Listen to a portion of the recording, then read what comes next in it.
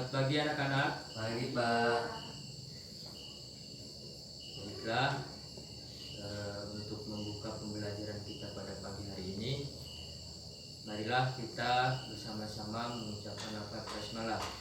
Bismillahirrahmanirrahim. Gimana kabarnya sekalian? Baik Pak. Baik ya, alhamdulillah. Sebelumnya Bapak absen dulu. Ada yang nggak berangkat nggak? Nihil Pak. Nihil. Alhamdulillah, berarti berangkat semua ya. Ya. Baiklah, Bapak pada pagi hari ini akan menyampaikan materi pembelajaran Quran hadis ya, yaitu mempertahankan kejujuran sebagai cermin kepribadian.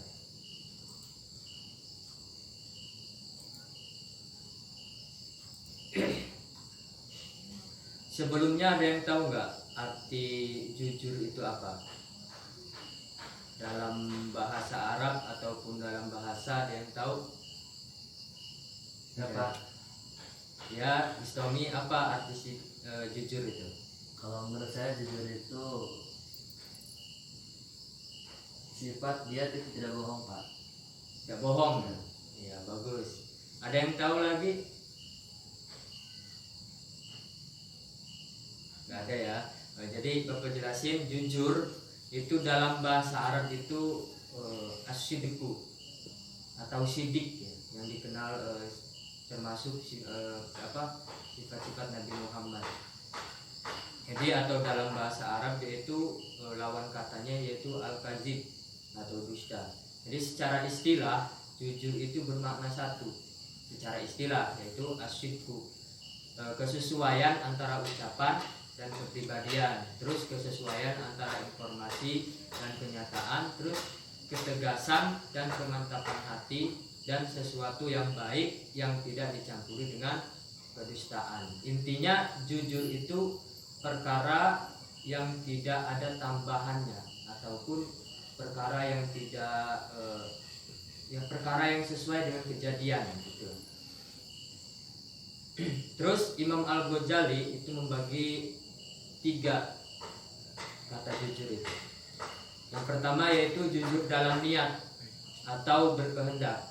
Jujur dalam niat atau berkehendak yaitu tiada dorongan bagi seseorang dalam segala tindakan dan gerakannya selain dorongan Allah Subhanahu wa taala. Itu jujur dalam niat.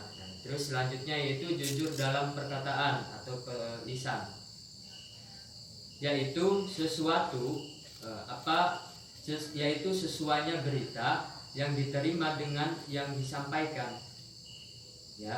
Jadi setiap orang harus dapat memelihara perkataannya.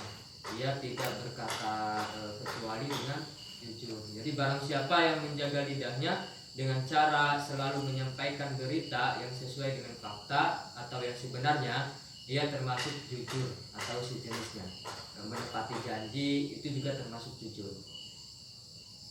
Terus jujur dalam perbuatan atau amaliyah, yaitu beramal dengan sungguh-sungguh sehingga perbuatan zahirnya tidak menunjukkan sesuatu yang ada dalam batinnya dan menjadi tabiat bagi dirinya. Kejujuran juga merupakan fondasi atas tegaknya suatu nilai-nilai kebenaran, karena jujur identik dengan kebenaran. Jadi Allah berfirman dalam surat Al-Ahzab ayat 33, yaitu ya ayyuhalladzina amanu taqullaha wa qulu qawlan sadida, yang artinya wahai orang-orang yang beriman, bertakwalah kamu kepada Allah dan ucapkanlah perkataan yang benar. Jadi itu ya, itu makna jujur dan pembagiannya menurut Imam Al-Ghazali. Jadi sampai sini ada yang ditanyakan? Tidak Pak. Iya. Oke, kita lanjut.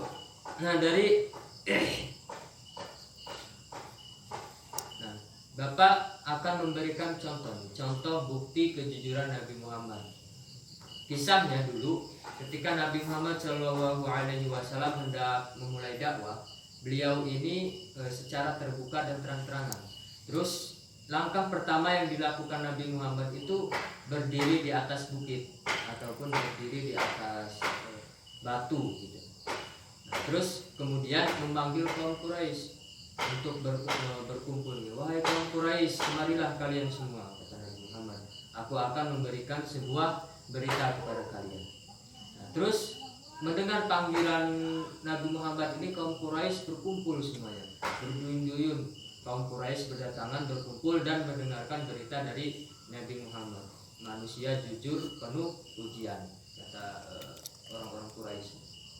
Terus setelah masyarakat itu berkumpul dalam jumlah besar, beliau ini tersenyum kemudian bersabda, saudara-saudaraku, jika aku memberi kabar kepadamu, jika di balik bukit ini ada musuh yang sudah siaga hendak menyerang kalian, apakah kalian semua percaya, kata Nabi Muhammad kepada kaum Quraisy. Terus tanpa ragu kaum Quraisy ini menjawab, percaya, kata kaum Quraisy.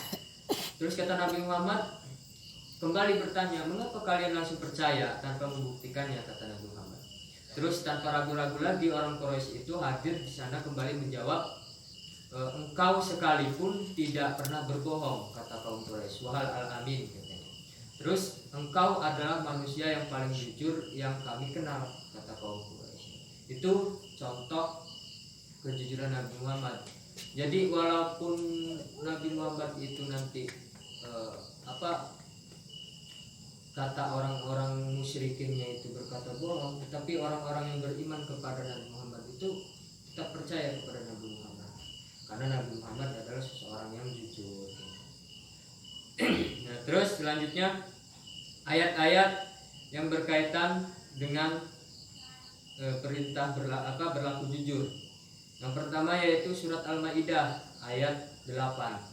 Yang bunyinya, ya ayyuhalladzina amanu kunu qawwamina lillahi syuhada'a bil qist wa la yajrimannakum syana'anu qaumin 'ala alla ta'dilu ya'dilu huwa aqrabu littaqwa wattaqullaha innallaha khabirum bima ta'malun. Yang artinya, wahai orang-orang yang beriman, jadilah kamu sebagai penegak keadilan karena Allah ketika menjadi saksi dengan adil. Dan janganlah kebencianmu terhadap suatu kaum mendorong kamu untuk berlaku tidak adil. Berlaku adillah karena adil itu lebih dekat kepada takwa, dan bertakwalah kepada Allah, sesungguhnya Allah Maha teliti terhadap apa yang kamu kerjakan. Terus yang selanjutnya itu Quran surah At-Taubah. Nih, yang sudah Bapak tulis di papan gor, coba dibacakan itu Istomi. Baik, Pak. A'udzu billahi minasyaitonir rajim. Bismillahirrahmanirrahim. Ya ayyuhalladzina amanu taqullaha wa kunu ma'as shadiqin. Shadaqallahul azim. Itu adalah termasuk ayat-ayat Al-Quran tentang perintah berlaku jujur. Ada yang tahu artinya? Ada yang tahu nggak? Nah, jadi artinya itu, wahai orang-orang yang beriman, bertakwalah kepada Allah dan bersamalah kamu dengan orang-orang yang benar. Nah, jadi Allah itu menyarankan kepada kita itu bertakwa. Kemudian Allah itu menyuruh kita bergaul dengan orang-orang yang benar. Jangan sampai kita bergaul dengan orang-orang yang dusta. Nih, ada juga kandungan surat Al-Maidahnya, yaitu ayat ini memerintahkan kepada orang mukmin agar melaksanakan amal dan pekerjaan mereka dengan cermat, jujur dan ikhlas karena Allah Subhanahu wa taala. Baik pekerjaan yang bertalian dengan urusan agama maupun pekerjaan yang bertalian dengan urusan dunia. Karena hanya dengan demikianlah mereka dapat sukses dan memperoleh hasil balasan yang mereka harapkan. Dalam persaksiannya, mereka harus adil menerangkan apa yang sebenarnya tanpa memandang siapa orangnya, sekalipun akan menguntungkan lawan dan merugikan sahabat dan kerabatnya sendiri. Terus menurut Ibnu Katsir, maksud ayat ini itu agar orang-orang yang beriman menjadi penegak kebenaran karena Allah Subhanahu wa taala, bukan karena manusia gitu. Jadi manusia itu menegakkan keadilan, menegakkan kebenaran itu bukan karena manusia lagi, tapi karena Allah. Kalau kita karena manusia lagi itu berarti bukan kejujuran namanya. Cari muka lah istilahnya. Terus mereka dapat menjadi saksi dengan adil dan tidak curang. Jangan pula kebencian kepada suatu kaum menjadikan kalian itu berbuat tidak adil terhadap mereka. Tetapkanlah keadilan itu kepada setiap orang, bagi teman ataupun musuh, karena sesungguhnya perbuatan adil menghantarkan pelakunya memperoleh derajat takwa. Itu kandungan surat Al-Maidah ayat 8. Terus ada kandungan surat At-Taubah nih. Kandungan surat At-Taubah ayat 9, yaitu dalam ayat ini Allah itu menunjukkan seruannya dan memberikan bimbingan kepada orang-orang yang beriman kepadanya dan Rasulnya. Jadi mereka ini diharapkan tetap dalam ketakwaan serta mengharapkan ridhonya dengan cara menunaikan segala kewajiban yang telah ditetapkannya dan menjauhi segala larangan yang telah ditentukannya, dan hendaklah senantiasa bersama orang-orang yang benar dan jujur, mengikuti ketakwaan sebenarnya dan kejujuran mereka. Jadi itu kandungan surat At-Taubah. Selanjutnya itu ada hadis dari Abdullah bin Mas'ud radhiyallahu anhu yang artinya yaitu diriwayatkan dari Abdullah bin Mas'ud radhiyallahu anhu, Rasulullah ini sallallahu alaihi wasallam bersabda, hendaklah kamu berlaku jujur karena kejujuran menuntunmu pada kebenaran dan kebenaran menuntunmu ke surga, dan senantiasa seseorang berlaku jujur dan selalu jujur sehingga dia tercatat di sisi Allah itu sebagai orang yang jujur. Dan hindarilah olehmu berlaku dusta karena kedustaan menuntunmu pada kejahatan dan kejahatan menuntunmu ke neraka, dan seseorang senantiasa berlaku dusta dan selalu dusta sehingga dia tercatat di sisi Allah sebagai pendusta. Hadis riwayat Muslim. Nah, terus ada juga nih pesan-pesan mulia dalam kejujuran itu. Ada juga jujur meskipun dalam bercanda. Meskipun kita bercanda dengan teman, bercerita itu jangan sampai berbohong lah, mengada-ngadakan sesuatu gitu. Ini juga ada kisahnya, siapa yang meragukan kejujuran Rasulullah, ia adalah manusia yang sangat terpercaya. Hal tersebut diakui oleh orang-orang yang memusuhinya sekalipun, seperti Abu Jahal dan lainnya. Meskipun dulu itu Rasulullah itu banyak musuh seperti Abu Jahal itu, tetapi Abu Jahal ini mempercayai bahwa Nabi Muhammad itu jujur. Saking jujurnya musuh pun percaya. Nah, terus ada kisah nih. Seseorang datang kepada Nabi Muhammad dan meminta kepada Nabi untuk dinaikkan kendaraan. Aku akan naikkan kamu, kata Nabi Muhammad, aku akan naikkan kamu pada anak unta. Laki-laki itu heran, seraya berkata, wahai Rasulullah, apa yang aku perbuat dengan anak unta, kata pemuda itu. Rasulullah menjawab, tidakkah unta hanya melahirkan anak unta? Terus maksudnya bukankah anak unta itu juga unta dewasa gitu, kata anak-anak itu. Terus seorang nenek-nenek juga mendatangi Rasulullah dan berkata, wahai Rasulullah, doakanlah agar memasukkan aku ke dalam surga, agar Allah memasukkan aku ke dalam surga, kata nenek-nenek. Terus Rasulullah menjawab, wahai Ummu Fulan, sesungguhnya wanita tua tidak akan masuk ke dalam surga, kata Nabi Muhammad. Terus maka perempuan tua itu berpaling dan menangis. Terus Rasulullah kemudian bersabda, beritahu ia tidak akan masuk surga dalam keadaan tua. Allah Subhanahu wa taala berfirman, sesungguhnya kami menciptakan mereka bidadari-bidadari dengan langsung dan kami jadikan mereka gadis-gadis perawan. Jadi maksudnya kisah ini ada nenek-nenek. Nenek-nenek ini bertanya, meminta kepada Rasulullah. Kata nenek-nenek ini, ya Rasulullah, saya ingin masuk surga, kata nenek-nenek. Terus Rasulullah menjawab, di surga itu gak ada nenek-nenek, kata Rasulullah. Terus kemudian Rasulullah nenek-nenek ini menangis. Lah, berarti saya bukan penghuni surga loh. Terus yang tua-tua ini gimana? Ditaruh di mana? Kata nenek-nenek ini. Terus kata Nabi Muhammad itu membacakan surat Al-Waqiah, sesungguhnya kami menciptakan mereka bidadari-bidadari dengan langsung dan kami jadikan mereka gadis-gadis perawan. Maksudnya di surga itu nggak ada nenek-nenek. Yang tadinya di dunia nenek-nenek, nanti di surga akan menjadi seorang gadis perawan yang cantik-cantik gitu. Ya, Masya Allah. Terus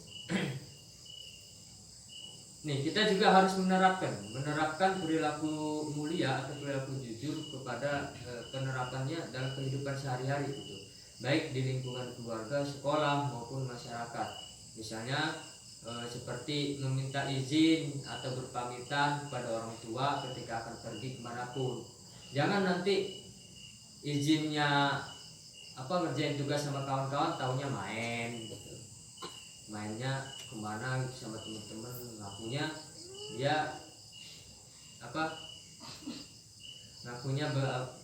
belajar kelompok tapi ternyata main. Itu sama aja membohongi kedua orang tua, tidak boleh ya. Terus tidak meminta sesuatu di luar kemampuan kedua orang tua. Contohnya orang tuanya mampu membelikan anaknya itu sepeda, tapi anaknya mintanya mobil. Nah, itu sangat kelewatan kalau begitu. Terus mengembalikan uang sisa belanja meskipun kedua orang tua tidak mengetahuinya. Ya, jangan sampai kita contohnya beliin ibu gula di warung, uangnya 10.000, harga gulanya 5.000. Terus yang 5.000-nya nggak dibalikin sama orang tua. Itu sama aja mencuri. Tidak boleh, harus dikembalikan. Kalau mau minta uang jajan ya tinggal minta gitu. Terus tidak memberi atau meminta jawaban kepada teman ketika sedang ulangan, contek-contekan gitu, tidak boleh. Terus mengatakan dengan sejujurnya alasan keterlambatan datang atau ketidakhadiran sekolah. Jangan kita nggak sekolah, nanti siswa-siswa nggak sekolah, contohnya stomi gitu, nggak sekolah, izin di suratnya sakit, ternyata orangnya malah lagi enak-enakan gitu di rumah, ngakunya sakit biar diizinin. Nggak boleh ya. Terus mengembalikan barang-barang yang dipinjam dari teman atau orang lain. Yang sering itu di sekolahan itu meminjam pulpen. Jadi kita sekolah nggak lupa bawa pulpen, itu minjam sama kawan yang punya pulpen juga. Terus pas pulangnya nggak dibalikin, malah dibawa pulang lagi. Itu nggak boleh, harus dibalikin ya. Baik itu anak-anak, materi kita pada pagi hari ini yaitu berperilaku jujur. Jadi jujur itu sangat penting. Kenapa negara kita ini sekarang ini susah untuk majunya? Karena kurangnya orang-orang yang jujur. Orang-orang yang pintar itu banyak, tapi yang jujur itu nihil, sangat langka sekali. Jadi kalian sebagai generasi muda yang akan menggantikan para bapak-bapak pejabat gitu, usahakan jujur. Jangan kita memanipulasi rakyat gitu. Rakyat selalu dibohongin, minta ini minta itu, terus dana ini dari pemerintahnya turun ke dana desa gitu, tapi dari pihak desanya nggak ada. Itu sama aja kita memakan uang yang haram, sama aja mencuri. Baik, untuk sampai sini paham ya? Ada yang nggak paham nggak? Coba nih bapak tanya. Coba bapak tanya sama Asi nih. Apa sih arti jujur itu? Jujur menurut bahasa Asidku apa? Jujur atau al-sidqu adalah mengatakan sesuatu sesuai dengan kenyataan. Sedangkan dusta atau al-kadzibu adalah mengatakan sesuatu tidak sesuai dengan kenyataan. Nah, bagus. Berarti memperhatikan ya. Jadi itu jujur itu adalah sesuatu sesuai dengan kenyataannya. Jangan kenyataannya A terus diomong ke orang lain B, tidak boleh.